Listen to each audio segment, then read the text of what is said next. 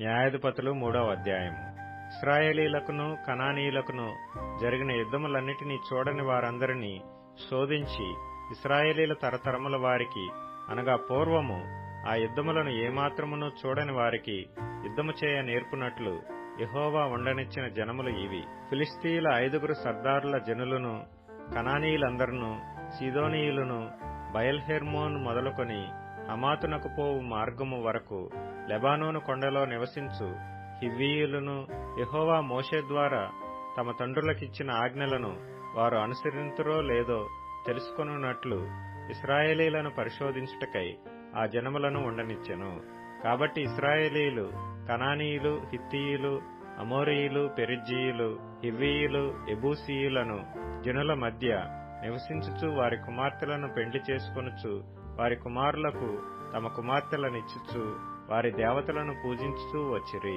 అట్లు ఇశ్రాయేలీయులు యెహోవా సన్నిధిని దోషులై తమ దేవుడైన యెహోవాను మరచి బయలుదేవతలను, దేవతా స్తంభములను పూజించిరి.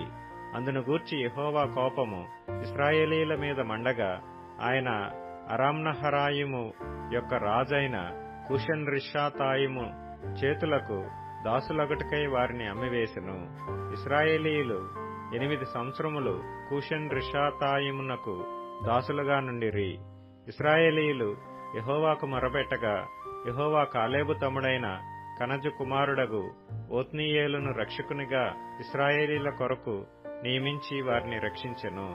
యెహోవా ఆత్మ అతని మీదికి వచ్చిన గనుక అతడు ఇశ్రాయేలీలకు న్యాయాధిపతి అయి యుద్ధమునకు బయలుదేరగా యెహోవా అరామ్నహరాయిము రాజైన కూషన్రిషాతాయిమును అతని చేతికి అప్పగించెను.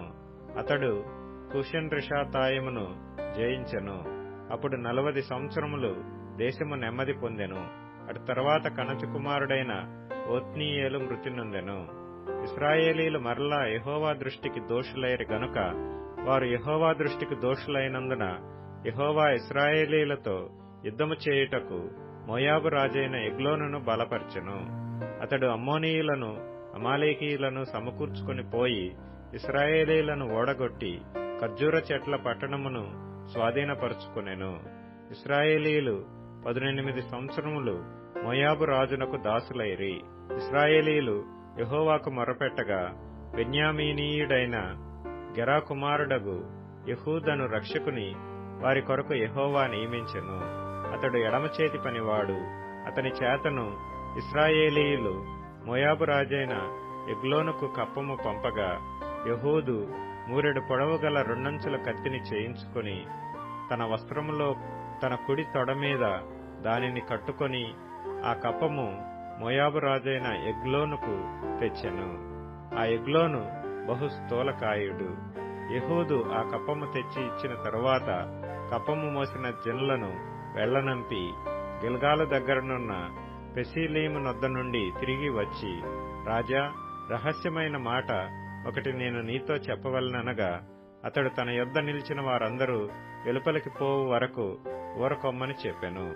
యెహూదు అతని దగ్గరకు వచ్చినప్పుడు అతడు ఒక్కడే చల్లని మేడగదిలో కూర్చుండి ఉండెను. యెహూదు, నీతో నేను చెప్పవలసిన దేవుని మాట ఒకటి ఉన్నదని చెప్పగా అతడు తన పీఠము మీద నుండి లేచెను. అప్పుడు యెహూదు తన ఎడమ చేతిని చాపి తన కుడి తొడ మీద నుండి ఆ కత్తి తీసి కడుపు మీద అతని పొడిచెను. పిడియును కత్తి వెంబడి దూరగా క్రొవ్వు కత్తి పైని కప్పుకొనినందున అతని కడుపు నుండి కత్తిని తీయలేకపోయెను. అది వెనుక నుండి బయటికి వచ్చి ఉండెను. అప్పుడు యెహూదు పంచపాళిలోనికి బయలు వెళ్లి తన వెనుకను ఆ మేడగది తలుపు వేసి గడియ పెట్టెను. అతడు బయలు వెళ్లిన తరువాత ఆ రాజు దాసులు లోపలికి వచ్చి చూడగా ఆ మేడగది తలుపులు గడియలు వేసి ఉండెను. గనుక వారు అతడు చల్లని గదిలో శంకా నివర్తికి పోయి ఉన్నాడనుకొని తాము సిగ్గువింతలు పడు వరకు కనిపెట్టినను అతడు ఆ గది తలుపులను తీయకపోగా వారు తాళపు చెవిని తెచ్చి తలుపులు తీసి చూసినప్పుడు వారి యజమానుడు చనిపోయి నేలను పడియుండెను. వారు తడవ చేయుచుండగా యెహూదు తప్పించుకొని పెసీలీమును దాటి సెయూరాకు పారిపోయెను.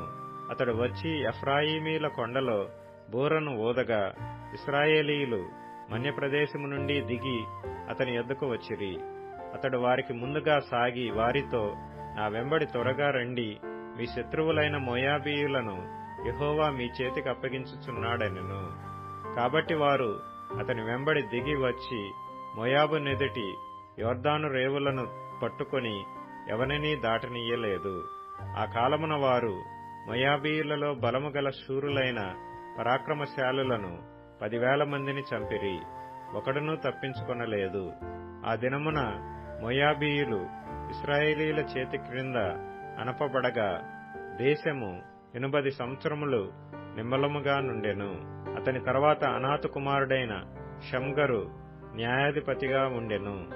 అతడు ఫిలిస్తీయులలో 600 మందిని మునుకోల కర్రతో హతము చేసెను. అతడును ఇశ్రాయేలీలను రక్షించెను.